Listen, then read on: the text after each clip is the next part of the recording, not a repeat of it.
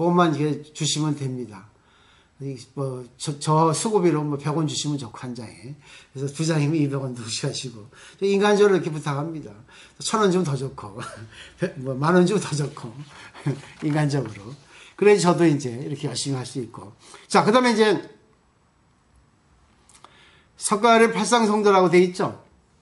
네, 우리 보면, 절에 가보면, 네, 팔성전이라고 보셨죠? 근데 부처님의 일대기를 8단계로 나눈 거예요. 그래서 첫 번째는 도솔레이상이죠.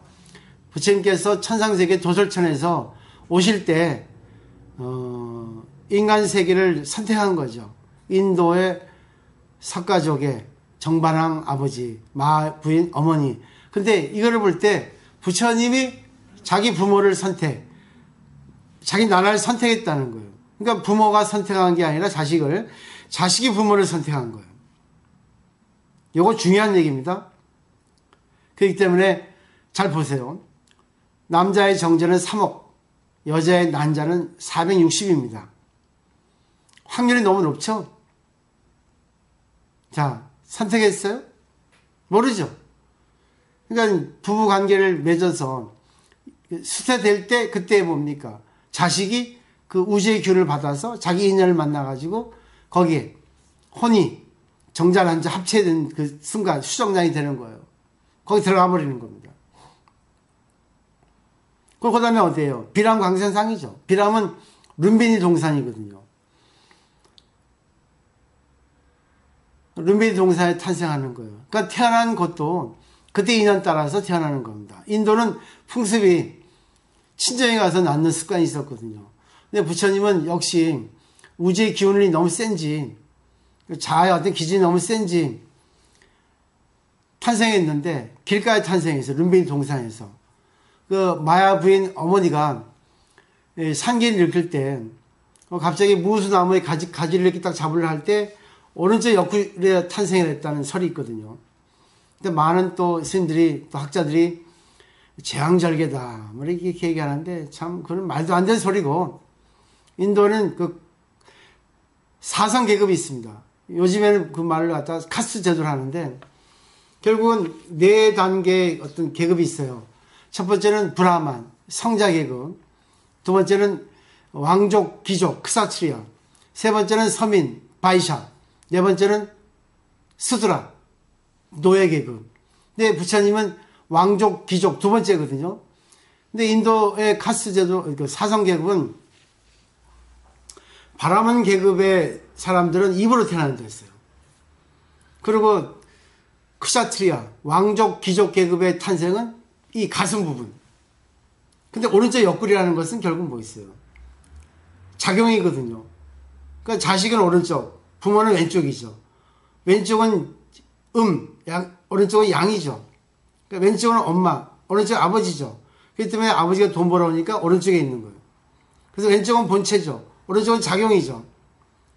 이런 음양오양의 이치로서 이렇게 설명되어진 건데, 그걸 가지고 이 상징적 표현을 가지고 현실적으로 해버리면 큰일 나죠.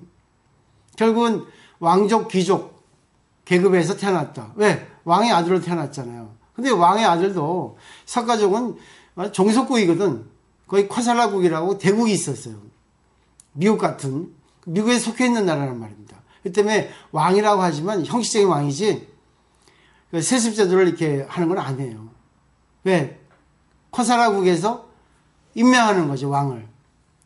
우리 옛날의 역사처럼.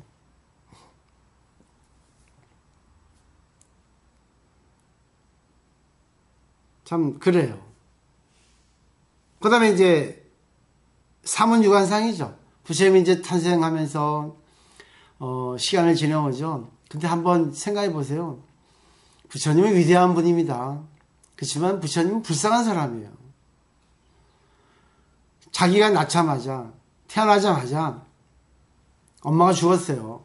7일 만에 돌아가셔야 되는데, 그것도 이제 상징적인 표현이에요. 7이라는 숫자가 이렇게 상당히 길상적인 숫자이기 때문에 7 썼는데, 또 뭐 동서남북 태어나자마자 동서남북을 7번을 걸었다는 것도 그런 뜻입니다. 어머니가 죽었어요. 아마 요즘 학자들의 말하면 산영열, 그죠? 그 아기의 기운이 너무 세서 그래서 엄마가 돌아가셨다는 그런 설이 있거든요. 그러면 태어나가지고 자기로 인해서 엄마가 돌아가셨는데 얼마나 비애를 느끼고 얼마나 슬프겠어요. 또 어머니 안 계신 그 진짜 이루 말할 수 없겠죠. 한번 상상의 여지가 없죠. 그리고 또 그 당시에 또 관례적으로 보면은 어머니 돌아가시면 왕비가 돌아가면 그 동생이 또 왕비가 되게 돼 있거든요. 그러니까 그 마야 부인, 왕비의 마야 부인 그 동생이 마파자파디라고 경전에도 기술되어 있습니다. 비군이 출가했고 이번에 이제 왕비가 돼서 또 그 사이에 아들이 났어요. 난달하고. 그러면 아무리 그 아버지 정반왕이 그 옛날에 부처님의 그 출가하기 전에 그냥 일반인일 때 이름은 고타마 시타르타거든요. 어머니 없는 자식보다 어머니 있는 자식을 더 귀하지 않았겠어요.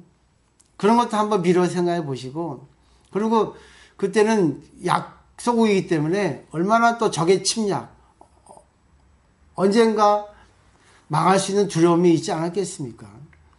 그런 상황 속에서 부처님은 참 고민이 많았을 거예요.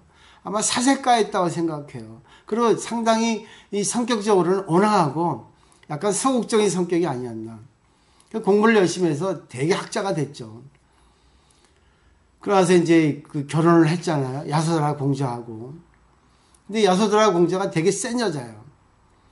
그 부처님 일대기라는 책을 보면 편집된 거. 야소드라가 상당히 셉니다. 그리고 또 다른 또 율자에 보면 부처님은 그 외에도 몇 명이 또 자기 와이프가 있었어요. 비가 있었다고. 근데 출가했다는 거는 결국은 뭐겠어요. 아마 그 뭐 여러 가지 어떤 부부관계에서 뭔가를 못 찾았겠지. 그죠? 우리 인생을 보면 아시겠잖아요. 그러니까 똑같이 부처님을 생각해, 인간을 생각하셔야 돼요. 근데 거기 그 경전에 기술된 내용 중에 부처님이 출가해서 이제 도를 깨닫고 자기 나라 찾아갔거든. 원래 성자는 고향으로 돌아가거든요. 근데 또 마조돼서는 고향으로 돌아가지 않는다 했어요. 옛날에 고향으로 돌아가니까 동네 사람들이 아버지 양주장집 주인 아들 아니야? 이렇게 했거든요. 큰 스님 됐는데. 인간이니까 어쩔 수 없습니다. 옛날 걸 갖다가 상기하고 야, 쟤 봐라. 고추 자른 놈이 이제 큰 스님 됐네. 이렇게 되거든요.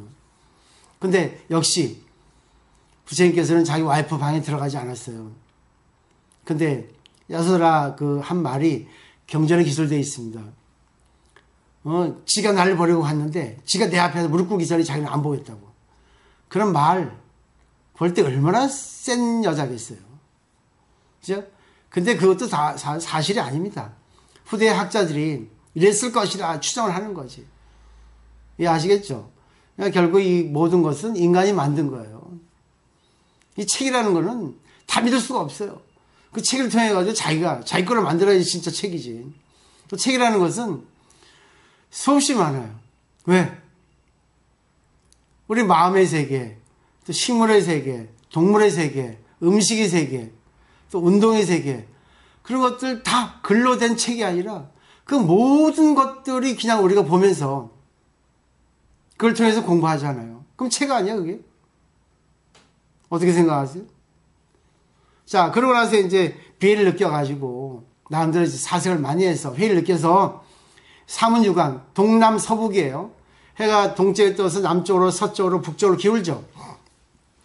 근데 지구는 돕니다. 자전, 공전 하기 때문에 지구가 이렇게 사선으로 돌면서 태양의 빛을 받는 데가 뭐예요? 빛이 나오고 여름이 되고 낮이 되고 그러죠.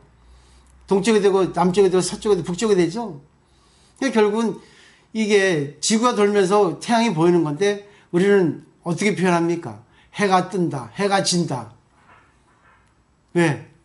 결국은 우리는 우주의 진리를 말로 해서 표현하는데 말 속에 있는 진리를 알아야지만 진짜 제대로 안다는 얘기예요. 말에는 항상 결함이 있습니다. 뭐냐? 상대적인 것이 있어요. 뜬다, 진다, 좋다, 나쁘다. 그러니까 그걸 초월해야지만이 진리인데 그걸 이제 설명한 것이 이제 부처님 가르침이죠.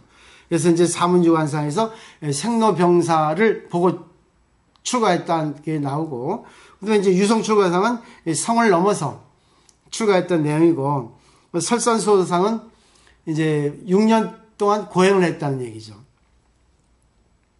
근데 처음에 만난 분이 두 분의 이제 선정 사상가였거든요. 근데 그 두 분의 스승을 의지해서 명상을 했는데 거기서 만족을 못했어요.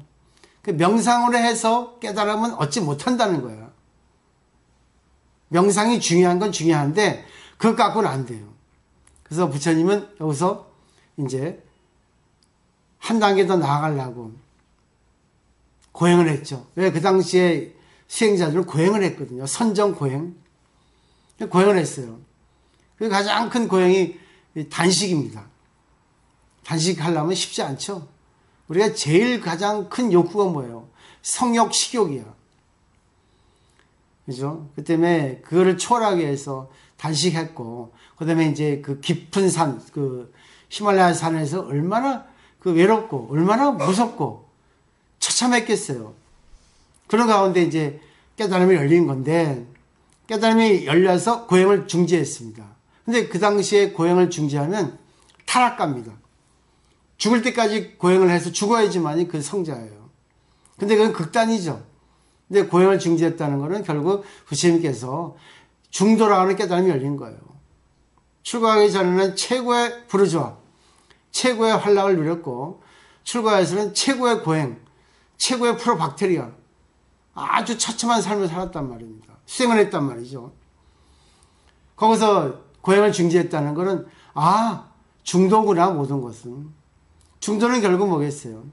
이것도 저것도 아닌 이러기도 저러기도 한 그대가 컨트롤하라 그거죠. 그러니까 화를 내기도 하고 화를 내지 말기도 하고 반성하기도 하고 반성하지 않고